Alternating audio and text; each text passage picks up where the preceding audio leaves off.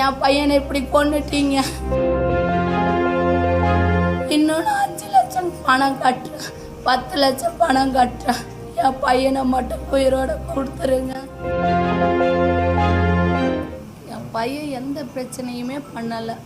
22ஆம் தேதி எங்களுக்கு ஃபோன் பண்ணாங்க, உங்கள் பையன் வந்து ஹாஸ்டல் சமைக்கிறவங்கள்ட்ட போய் கூலி கேட்டிருக்கான், நீங்கள் வாங்கன்னு சொல்லி எங்களுக்கு ஃபோன் பண்ணாங்க. நாங்கள் 24ஆம் தேதி வரேன்னு சொல்லிட்டோம்.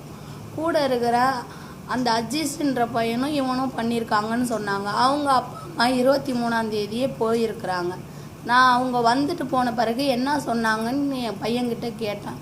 அவனை தான் ஏற்கனவே 2-3 பிரச்சனை இருக்குது, அதனால அவனை காலி பண்ண சொல்லியிருக்கிறாங்க, நீங்கள் வாங்க, நம்மளை ஒன்றும் சொல்ல மாட்டாங்க, நான் இது வரைக்கும் எந்த பிரச்சனையிலையும் மாட்டினதில்லை, விசாரணைன்னு சொல்லியிருக்காங்க, அதுக்கு சும்மா விசாரிப்பாங்க, வாங்கன்னு சொன்னான். ஃபீஸ் எதுவும் கட்ட சொல்லுவாங்களாப்பா அப்படின்னு கேட்டதுக்கு அதெல்லாம் ஒன்றும் கட்ட சொல்ல மாட்டாங்கன்னு என் பையன் சொன்னான். நாங்கள் 24ஆம் தேதி 7 மணிக்கு காலையில் காலேஜுக்கு போயிட்டோம். போன உடனே கேசவன்ற அட்வைசரு 4 கிளாஸ் சாருங்கள்கிட்ட கூப்பிட்டு போனாங்க.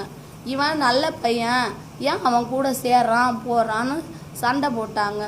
இல்லை சார், இப்போ தான் ஹாஸ்டலில் வந்திருக்கான், ஃபஸ்ட் வருஷம் ஹாஸ்டலில் படித்தான், 2வது வருஷம் வெளியே இருந்தான், அவன் பிடிக்கலன்னு திரும்பி ஹாஸ்டல்லையே சேர்ந்து படிக்கிறான், ஹாஸ்டலில் ரூம் இருக்கிறனால பேச வேண்டிய சூழ்நிலை, அவன் டிபார்ட்மெண்ட்டில் இவன் மட்டும்தான் இருக்கிறான் நாங்கள் சொன்னதுக்கு எங்களையே அவர் சண்டை போட்டார். நீங்கள் ஏன் உங்கள் பையனுக்கு சப்போர்ட் வாங்குறீங்க அப்படின்னு சொல்லி சண்டை போடுறாரு.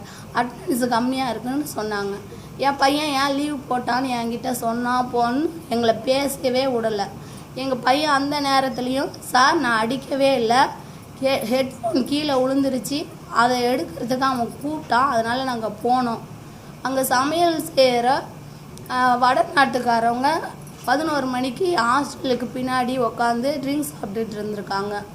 அந்த இடத்துல தான் ஹெட்ஃபோன் விழுந்துருக்கு. அதை எடுக்க போனப்போ அந்த அஜீஸ்ன்ற பையன் போய் கூலிப்போ ஏதோ கேட்டிருக்கிறான். அவங்களுக்குள்ள வாக்குவாதம் நடந்திருக்கு. அவன் ஒரு அடி அந்த சமையல் செய்கிறவங்கள அடிச்சிட்டான். அவங்க 4 பேர் இருந்தாங்க. அடித்தோடனே அவர் விழுந்தோடனே தூக்கிட்டு போயிட்டாங்க. அவங்க இந்த விசாரணையில் இதெல்லாம் என் பையன் சொல்லிகிட்டு இருக்கான், எங்கள் முன்னாடி சொல்லிகிட்டு இருக்கிறான். தூக்கிட்டு போயிட்டாங்க. அதற்கு நாங்களும் அடிக்கலை, அவங்களும் வந்து அடிக்கலை.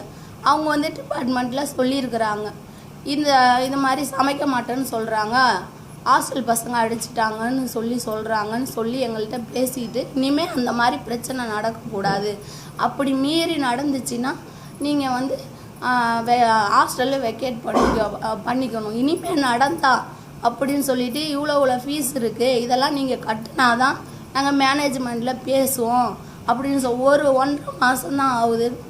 3rd இயர் காலேஜ் வந்து அதுக்குள்ளே கட்ட சொல்கிறீங்க, நாங்கள் எஜுகேஷன் லோன் வாங்கி தான் கட்டுவோன்னு சொன்னால் அவங்க முடியாது, நாங்கள் அது 4th இயருக்கு போட்டுக்கிறோம், நீங்கள் இதை கட்டுங்க அதை கட்டுங்க அப்படின்னு சொன்னாங்க.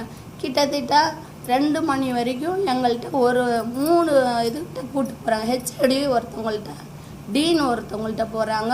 அடுத்ததாக 4 பேர் கொண்டவங்க பேசுகிறாங்க. பிடி சாரு எல்லாம் சேர்ந்து பேசுகிறாங்க.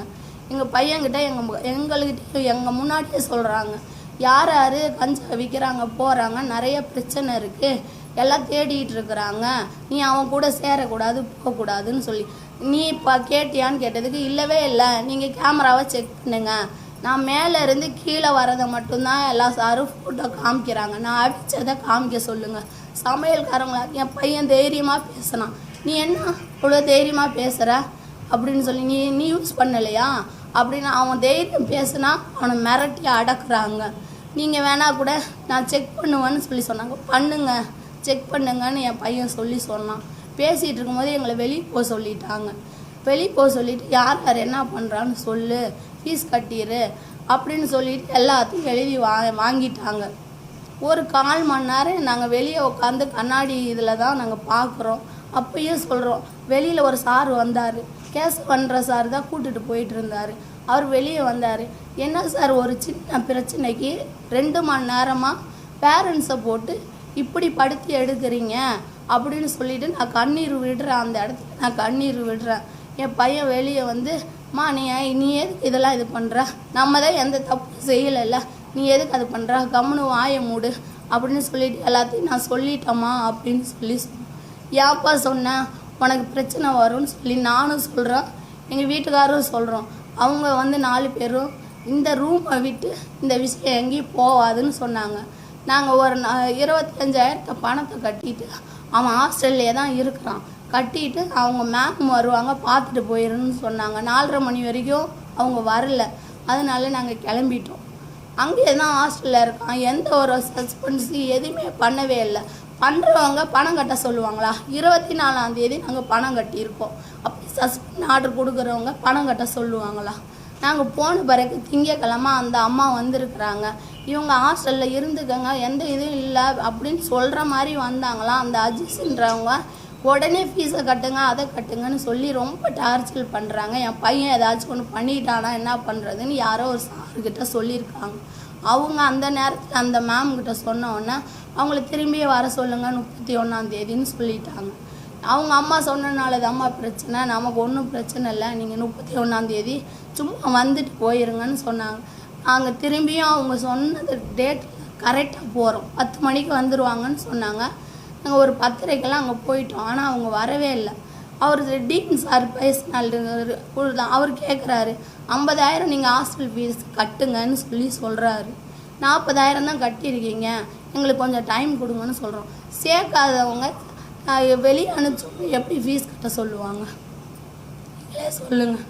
அந்த அம்மா வந்து என் பையன்கிட்ட எதுவுமே சொல்லாமல் இருக்கும்போது நீ கூலி பெற்றிருக்கா வந்துட்டாங்க. அந்த சரஸ்வதி அம்மா 4 மணிக்கு வந்தாங்க. நாங்கள் அது வரைக்கும் வெயிட் பண்ணோம்.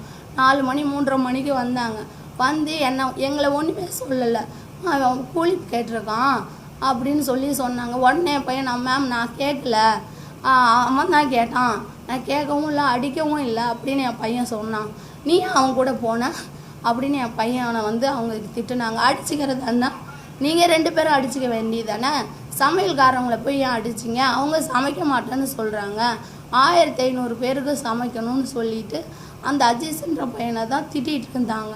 உங்கள் அப்பா வந்து சாராய கடையில் வேலை செய்கிறான், அதனால தான் இப்படி இருக்காங்க போகிறா. நீ ஏற்கனவே உனக்கு ஹாஸ்டலில் பிரச்சனை வந்துச்சு, ஒரு டைம் ஆன் பண்ணி விட்டல அப்படின்னு அவனை தான் திட்டுறாங்க. எங்களை ஒன்றுமே திட்டலை. என்கிட்ட லாஸ்ட் என்ன பண்ணாங்க, அம்மா நீ கூட்டிகிட்டு போ, இது வந்து 2வது முறையாக நடக்குது, நீ ஒரு வாரம் கழித்து வந்து 11ஆம் தேதி விடு அப்படின்னு சொன்னாங்க. பக்கத்தில் ஒரு இந்த ஸ்டாஃப் வந்து என்ன சொன்னாங்கன்னா, எனக்கு திங்கக்கிழமையிலேருந்து இன்டர்னல் நடக்குது அப்படின்னு சொல்லி சொன்னாங்க. நானும் என் பையனும் இன்டர்னல் அட்டன் பண்ண விடுங்கன்னு சொல்லி கேட்டோம். அவங்க என்ன சொன்னாங்க, நாங்கள் பார்த்துக்குறோன்னு சொன்னாங்க. நானும் எங்கள் பையனும் திரும்பி 25,000 30,000 இன்டர்னல் அட்டன் பண்ணலை அப்படின்னு சொல்லுவாங்கன்னு சொல்லிட்டு நாங்கள் அட்டன் பண்ணுறோன்னு சொல்லி சொன்னோம். அப்போனா நீங்கள் ஒரு வாரம் டைம் கொடுங்கம்மா, பையன் காலில் பிளேட் இருக்குது, ஆப்ரேஷன் பண்ணியிருக்குன்னு சொல்லி நாங்கள் கேட்டோம். வெளியிலேருந்து வந்தால் லேட் ஆகும் அப்படின்னு சொல்லி கேட்டதுக்கு இல்லை ஹாஸ்டலில் வேணால் நீங்கள் வெளியிலேருந்து வேணால் அட்டன் பண்ணுங்கன்னு அவங்க சொல்லி சொன்னாங்க. சரி நாங்கள் அட்டன் பண்ணிக்கிறோம், நாங்கள் ஃப்ரெண்டு ரூமில் யார்கிட்டயாச்சும் இருந்துக்கிறோம் அப்படின்னு சொல்லி நான் எங்கள் பையனும் வந்தோம். சனி ஞாயிறு ஹாஸ்டல்லையே தான் அவன் இருந்தான். திங்கக்கிழமை தான் அவங்க வந்து கொடுப்பாங்க ஹாஸ்டலுக்கு. நான் வந்து இங்கே இருந்தால் தான் ரூம் பார்க்க முடியும் அப்படின்னு சொல்லிட்டு அங்கே இருந்தான் அவன். திங்கக்கிழமை வந்து வெளியில் அதுக்கப்புறம் இருந்தான். ஆனால் அவனோட லக்கேஜ் ஃபுல்லாக ஹாஸ்டலில் தான் இருக்குது. நாங்கள் எந்த ஒரு இதுவுமே எங்கள் பையன் சஸ்பெண்ட் பண்ணிட்டாங்க, நாங்கள் போட்டுட்டு போகிறோன்னு எதுலையுமே எழுதி கொடுக்கல. எதுக்கு அவ்வளோ பொய் பேசுகிறாங்கன்னு தெரியல. 2 லெட்டர் எழுதி வாங்கினாங்க. ஃபஸ்ட்டு ஸ்டாஃபுங்களே இந்தந்த டேட்டில் ஃபீஸ் கட்டுறேன் அப்படின்னு சொல்லி எழுதி வாங்கினாங்க. எங்கள் வீட்டுக்காரு இதுக்கு மேலே இது மாதிரி எந்த ஒரு பிரச்சனையும் நடக்காது, நான் இந்த ஃபீஸை இவ்வளோ கட்டிடுறேன், என் பையனை படிக்க அனுமதிங்க அப்படின்னு சொல்லிட்டு எழுதி கொடுத்தாரு. 24ஆம் தேதி தான் எழுதி கொடுத்தாரு. 31ஆம் தேதி திரும்பி நாங்கள் போயிட்டு வந்தோம். இவங்க என் பையன் எழுதி கொடுத்ததை வெளியே எப்படியோ சொல்லிட்டாங்க. அதை தெரிஞ்சு அவங்க காலேஜில் படிக்கிற 20 பசங்க தான் இதை செஞ்சுருக்காங்க. அப்புறம் எப்படி காலேஜுக்கு சம்மந்தம் இல்லைன்னு சொல்கிறாங்க? வேறு பசங்க வந்து செஞ்சுருந்தா அவங்க அதை சொல்லலாம். இவன் வந்து யார் யார் என்ன பண்ணுறாங்கன்னு சொன்னனால, அந்த கஞ்சா விற்பனை செய்கிறாங்கன்னு என் பையன் சொல்லிட்டனால என் பையன் இன்னைக்கு உயிரோடு இல்லை. 20 பேர் சேர்ந்து அடிச்சிருக்காங்க. அதுக்காண்டி என்னென்னமோ பொய் பேசுகிறாங்க. அவன் அதை யூஸ் பண்ணியிருப்பான், இதை யூஸ் பண்ணியிருப்பான்னு பொய்யான தகவலை போடாதீங்க. நாங்கள் கள்ளக்குறிச்சியில் என் பையனையே கேட்டியில் 12வது வரைக்கும் படிக்க வச்சோம். என் பையன் மோசமானவன்னு ஒருத்தவங்கள்ட்டையாச்சும் நீங்கள் ரிப்போர்ட் வாங்கிட்டு வந்துடுங்க. என் பையனை இப்படி கொண்டுட்டீங்க, இன்னொன்று 5 லட்சம் பணம் கட்டுறேன், 10 லட்சம் பணம் கட்டுறேன், என் பையனை மட்டும் உயிரோட கொடுத்துருங்க. என் பையனுக்கு நடந்த மாதிரி எந்த பையனுக்கும் இனிமேல் நடக்கக்கூடாது. கஞ்சா இருக்கிறனால தான் அவன் அந்த அடி வாங்கியிருக்கான். நார்மலாக அடிச்சிருந்தா கூட அடிச்சுட்டு விட்டுருப்பாங்க. என் பிள்ளைய கூப்பிட்டு போய் ஹாஸ்பிட்டலில் வச்சு காப்பாற்றி கூப்பிட்டுட்டு வந்துருப்பேன். நான் எப்படியெல்லாம் என் பிள்ளைய வளர்த்தேன், நான் படிக்கணும்னு அனுப்பிச்சு இப்படி கொண்டு போட்டுட்டான். காலேஜ் எங்களுக்கு சப்போர்ட்டாக இருந்திருக்கணும். நம்ம காலேஜில் படித்த பையன் 20 பேத்தால் இப்படி வெட்டி கொண்டு போட்டிருக்காங்கன்னு எங்களுக்கு சப்போர்ட் பண்ணியிருக்கணும். அவங்க 5 மணிக்கு ஃபோன் பண்ணுறாங்க. 5 மணிக்கு ஃபோன் பண்ணி உங்கள் பையன் சூசைட் பண்ணிக்கிட்டான்னு சொல்லி தகவலை அவங்க தான் முதல்ல சொல்கிறாங்க. எஃப்ஐஆர் இதில் ஸ்டீமன் நாங்கள் காலேஜ் போகிற வழியில் இப்படி செஞ்சிட்டாங்கன்னு சொல்கிறாங்க. காலேஜ் சஸ்பெண்ட் பண்ணவங்களே எப்படி நாங்கள் காலேஜுக்கு போகிறோன்னு எப்படி அவன் சொல்லுவான்? ஏன் இப்படி போய் பேசுகிறீங்க? ஒரு சமையல்காரங்க பசங்க வெளியே 11 மணிக்கு வந்தால் எங்கே போகிறாங்கன்னு அவங்க கேட்பாங்களா? யார் கேட்பாங்க? ஹாஸ்டல் வார்டன் தானே கேட்கணும். அதுவும் அவர் வடநாட்டு இவங்க ஹிந்திக்காரவங்க, அவங்களுக்கு தமிழும் கொஞ்சம் தான் தெரியும். அவங்க ஸ்டூடெண்ட்டு கேள்வி கேட்க முடியுமா? அவங்க வேலை சமையல் செய்கிற வேலை தானே. ஏன் இப்படி மாற்றி பேசுகிறீங்க? என் பையனுக்கு காலேஜ் சப்போர்ட் பண்ணால் என்ன தப்பு? உங்கள் காலேஜ் பேர் மட்டும்தான் பார்க்குறீங்களா? என் புள்ள துடிச்சு சேர்த்துருக்குறான். எதெல்லாம் லாடு எடுத்துகிட்டு போய் கத்தியோட பின்புறம் வச்சு நெஞ்சில் குத்தி சாவடிச்சிருக்கீங்க. என் புள்ள செத்த மாதிரி இனிமேல் எந்த பிள்ளையும் சாகக்கூடாது. இதுதான் நடந்தது. அவங்க பொய்யான தகவலை சொல்கிறாங்க. 15 நாள் சஸ்பெண்ட் பண்ணிட்டோன்னு இவ்வளோ பொய் சொல்கிறாங்க.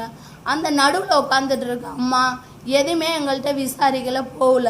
அவங்க சரஸ்வதி அம்மா கேட்கும் போது இன்டர்னல் கூட போய் நின்னவங்கிட்ட இன்டர்னல் அட்டன் பண்ண சொல்கிறியாம்மா அப்படின்னு